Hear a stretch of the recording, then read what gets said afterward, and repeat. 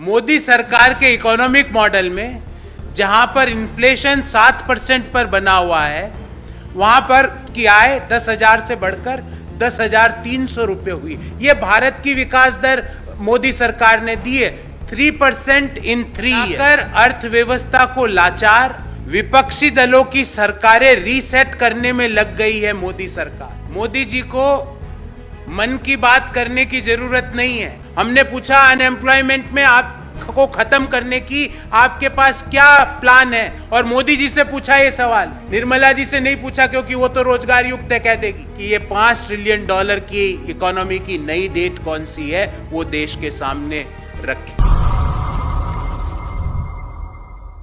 भारत सरकार ने मौजूदा वित्तीय वर्ष की पहली तिमाही के जीडीपी आंकड़े घोषित किए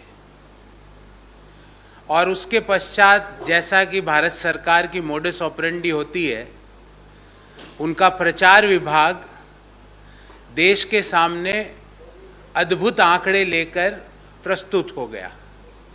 पर आज मैं उन आंकड़ों की और जो भारत सरकार ने आंकड़े दिए हैं उनकी सच्चाई लेके आपके सामने प्रस्तुत हुआ हूं। पिछले 3 साल में, और ये सारे आंकड़े भारत सरकार के आंकड़े हैं, पिछले 3 साल में भारतीय अर्थव्यवस्था 3% से कम, लेस देन 3% से बढ़ी है। अप्रोक्सीमेटली 3% मान ले तो 3% ग्रोथ इन 3 ईयर्स। मतलब 3 साल पहले अगर किसी व्यक्ति की आय 10,000 रुपये थी, तो आज मोदी सरकार के इकोनॉमिक मॉडल में जहां पर इन्फ्लेशन 7% पर बना हुआ है, वहां पर की आय 10,000 से बढ़कर 10,300 रुपये हुई। यह भारत की विकास दर मोदी सरकार ने दी है 3% इन 3 ईयर्स। और the Modi government destruction of the Indian economy continues, और सारे आंकड़े दूंगा, बनाकर अर्थव्यवस्था को लाचार, विपक्षी दलों की सरकारें रीसेट करने में लग गई है मोदी सरकार। रीसेट करनी थी इकोनॉमी को, पर यहां पे रीसेटिंग हो रही है, जो विपक्षी दलों की सरकारें हैं वहां पे रीसेट करने का प्रयास मोदी सरकार कर रही है। साथियों, मोदी जी को मन की बात करने की जरूरत नहीं है अर्थव्यवस्था पे, क्योंकि अर्थव्यवस्था पर 80 रुपए के पास रुपया चल रहा है डॉलर के मुकाबले। बेरोजगारी की दर अगस्त 2022 में CMIE के अनुसार 8.28% पर बनी हुई है, और इससे बड़ी चौंकाने वाला आंकड़ा है कि शहरों में बेरोजगारी 9.6% पर है। तो एक तरफ रुपया 80 पर, बेरोजगारी अपने 1 साल के लास्ट 1 ईयर के हाईएस्ट पर, 45 साल के हाईएस्ट पर 1 साल पहले पहुंच गए थे, और लास्ट 1 ईयर के हाईएस्ट में अगस्त 2022 में पहुंच गए। तो अगस्त 2022 में बेरोजगारी की दर 8.28%, जो कि हाईएस्ट है, उस पर बनी हुई है। रिटेल इन्फ्लेशन लगातार, खुदरा महंगाई दर लगातार रिजर्व बैंक ऑफ इंडिया की जो रेंज है 6%, उससे ज्यादा बना हुआ है। अगर हम जुलाई 2022 का आंकड़ा देखें तो 6.71% पर रिटेल महंगाई दर है। इन सब के बीच में Q1, मौजूदा वित्तीय वर्ष के Q1 का अगर आंकड़ा आता है और उसको हम 2019-20 से कंपेयर करते हैं, तो जो जीडीपी विकास दर है वो 3% पर है। मतलब 3 साल में 3%। आरबीआई की मॉनेटरी पॉलिसी में ये कहा गया कि मौजूदा जो Q1 है मौजूदा वित्तीय वर्ष का, उसमें अगर हम मोदी जी का ही आंकड़ा ले लें तो उसमें कहा गया था 16% की ग्रोथ होगी, जबकि अगर हम लो बेस पर भी बात कर लें तो वो 13.5% पर है। अगर हम 2019-20 के नंबर से कंपेयर करें तो 3% पर है। अगर लो बेस पर बात करें तो जो रिजर्व बैंक का अनुमान था 16% का, वो घटकर हो गया 13.5%। और इसका नतीजा क्या हुआ कि स्टेट बैंक ऑफ इंडिया, ये मैं नहीं कह रहा, स्टेट बैंक ऑफ इंडिया ने मौजूदा वित्तीय वर्ष के जो ग्रोथ के पूर्वानुमान थे उनको घटा दिया है। पहले जो 7.5% की लो बेस पर जीडीपी ग्रोथ की बात की जा रही थी उसको घटा के 6.8% स्टेट बैंक ऑफ इंडिया ने कर दिया है। अगर हम कांस्टेंट प्राइसेस पर जीडीपी विकास दर देखें तो Q1 2022-23 पर 36.8 लाख करोड़ रुपया था जीडीपी की साइज, और 2019-20 में 35.85 लाख करोड़ थी। मतलब 3 साल में 3%, मतलब पिछले 3 सालों में सालाना हमारी जीडीपी विकास दर हुई है 1%। मोदी जी का विकास का मॉडल 1% की ग्रोथ, अगर हम इसको सालाना विकास दर में देख लें। और तो और अगर हम एक्टिविटी देखें माइनिंग को, तो माइनिंग में पिछले 3 साल में 14% की गिरावट आई है, 14% डिप। जो माइनिंग का जो साइज थी जीडीपी में वो 85,423 करोड़ मौजूदा वित्तीय वर्ष के पहले क्वार्टर में है, 19-20 के पहले क्वार्टर में वो 98,887 करोड़ रुपया थी।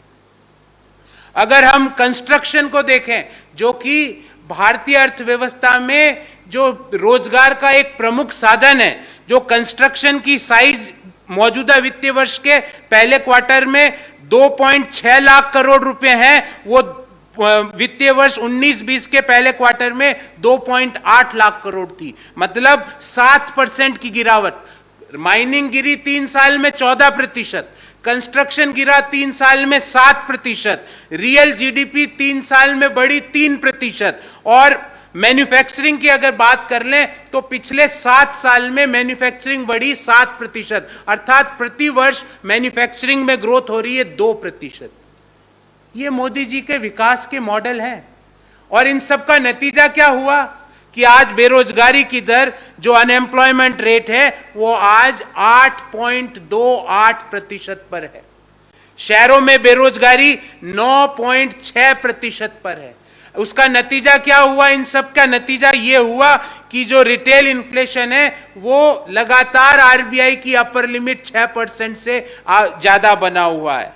साथियों, हमारा इस बाबत सरकार से 3 सवाल है और बड़े संक्षिप्त सवाल है। पहला, कि मोदी सरकार का जो अप्रोच टुवर्ड्स इकोनॉमी है, क्या भारत के लोग प्रति वर्ष 1% की ग्रोथ डिजर्व करते हैं? क्या भारत के लोग 3 साल में 3% की जीडीपी ग्रोथ डिजर्व करते हैं? क्या भारत के युवा लगातार बेरोजगारी की दर जो 8% से ज्यादा बनी हुई है वो डिजर्व करते हैं? शहरों में बेरोजगारी की दर 9.6% पे पहुंच गई है, क्या वो डिजर्व करते हैं? और मोदी सरकार इन सब पे आंखें मूंद के क्यों बैठी है? हमारा दूसरा सवाल है कि बेरोजगारी के निदान के लिए कंक्रीट मेजर्स क्या है? निर्मला जी से हम पूछ नहीं सकते क्योंकि वो कह दें कि मैं तो रोजगार युक्त हूं, इसलिए मैं क्यों बेरोजगारी का जवाब दूं, क्योंकि वो तो रोजगार युक्त हैं। क्योंकि प्याज के दाम बढ़ते हैं, वो कह मैं प्याज नहीं खाती तो मैं क्यों जवाब दूं। तो अभी उनको आप बेरोजगारी का सवाल पूछो तो बोले मेरे पास तो रोजगार है, मैं तो भारत सरकार की केंद्रीय मंत्री हूं, मेरे पास तो सब सुख सुविधाएं हैं, तो मैं क्यों बेरोजगारी पे बात करूं।